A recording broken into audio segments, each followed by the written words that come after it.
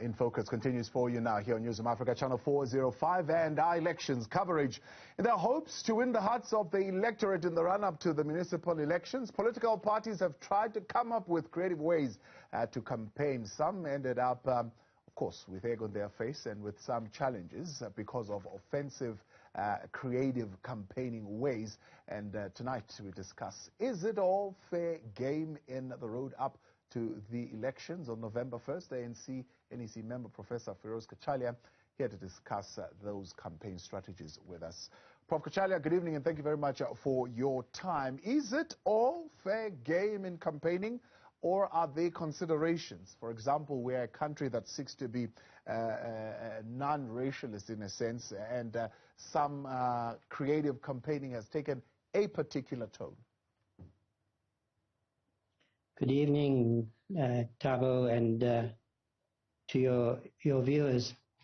Thank you for this opportunity to share a view on the upcoming election, which is, as you say, hotly contested. I want to aim my observations, for what they're worth, mainly at those voters who have historically associated with the ANC, had confidence in the ANC, but over the last 10 years or so have lost confidence in the ANC because of the many failures and because of deepening corruption. And I want to suggest that this is the time for those voters to come back to the ANC, to strengthen the current leadership in order to strengthen those forces in the ANC who are struggling against corruption. Because I truly believe that the battle within the ANC, the outcome of that battle is going to be important for the future of the country. There are many other considerations that I would like to put on the table, but I really don't know how you want to handle this. Let's talk about that particular race. I mean, in this race up to the elections and with the various parties highly contesting that space, we have seen and we are reading reports even now of political killings, intra-party contestations that are leading to a loss of lives. How do you read that particular context? Is this really about wanting to give service to communities, or is this something about a fight for resources? And therefore, how should society read that if a party can be that violent amongst itself? I mean, what more is that party able to do in society? No, these are very worrying developments. We live in a society that has many unresolved issues. It's a deeply fractious society in some ways. Many of our communities are feeling high levels of stress, which are compounded by systemic failures at local government level. And you're quite right, in communities, especially poor communities, politics can become a matter of life and death.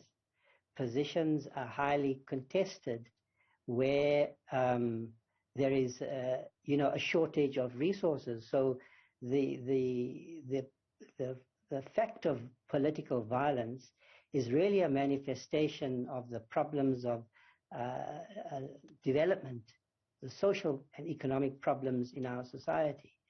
And I think over time, those manifestations can only be properly addressed if we are more successful in addressing the needs of our people. Now, when you're faced with such deeply rooted problems, many, for good reason, will have concluded that they should vote for independence or they should choose other parties. I hear quite a strong arguments being made that what we need is to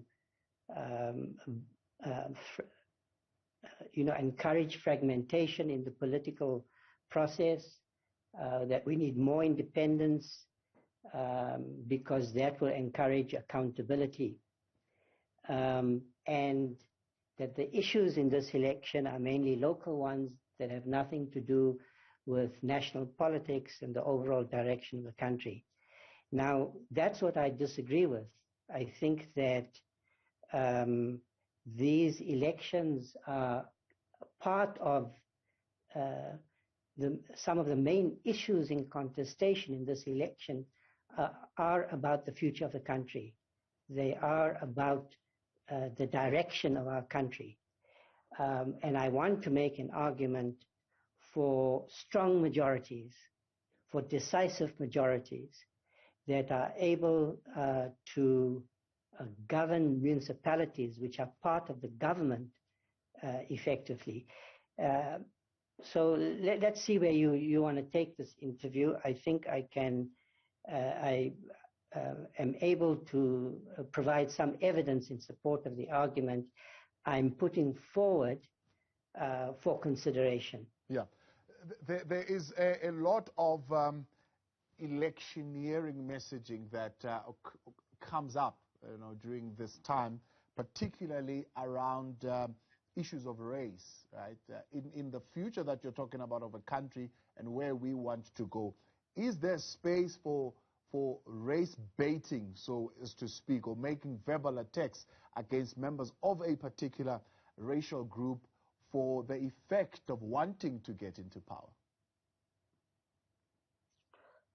Well, I am more and more concerned about polarization in our politics based on strong assertions of racial identities. And I think that in a society like this, it's not difficult for populist, demagogic politicians to deepen divisions, to mobilize divisions in order to achieve greater influence and even political power. I think you've seen a dynamic like that playing itself out in Phoenix. Now, one of the reasons why, despite all its problems, I remain loyal to the African National Congress is that I think the tradition of the Congress is one of building unity across racial boundaries. Nation building in a society like ours is critically important. Leaders need to have vision, they need to have a long-term vision, and they need to be committed to building the unity of the South African nation. I believe that the the political traditions of African nationalism in this country, which have brought together people with different tribal identities and people across racial divisions over long periods of historical time. You think about the role that the Congress has played in 1948, for instance, when we had similar manifestations of racial conflict in Natal. I grew up in Actonville, Benoni, where in the 1950s there were such so-called race riots. It was the Congress leaders who went into those communities to bring peace and to build unity.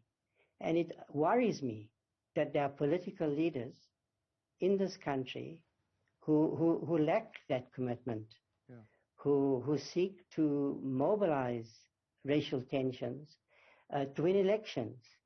That worries me deeply. Those tensions in Phoenix, what's your reflection on how the governing party handled them? And, for example, things that were said by the Minister of Police when he went to Phoenix and things that were said by the Premier of the province around the violence and the killings that took place there. Thabo, I'm not, the line we have isn't too clear, breaking up a little bit. But let me say this, you know, I was really impressed with our Minister of Police, with Firoz Cachalia's interventions. I heard him several times on television. He worked very hard. He was on the ground, and his message was twofold. He didn't go there to deepen divisions. He didn't go there to allocate blame. He went there to bring peace, as well as to enforce the law, which he must do in order to bring peace. There can't be impunity. So, you know, if you want an example of the role that the Congress has played historically and continues to play, look at our minister. I think the Minister of Police has been outstanding in his role in dealing with the situation that arose in Phoenix. I hear many people, and they are right, who say that when communities are inadequately policed, when there is inadequate law enforcement, these underlying tensions in our society are more likely to lead to the kind of situation that arose in Phoenix. So were there failures of law enforcement? Certainly there were. But I do think that, and South Africa is not out of the woods. I think it's certainly possible that such incidents might recur. Thank God they have been very few and far between in our country. But leadership which emphasizes national unity and non-racialism remains a critical ingredient for the country's future. Prof. Cachalia, I appreciate your time and thank you very much for joining us tonight here on In Focus. Professor Firoz Cachalia, member of the ANC's NEC, they're reflecting on, of course, the campaign trail and the messaging, particularly concerned about the messaging of division that he's been seeing some political leadership putting out there and saying this is not what responsible leadership should be.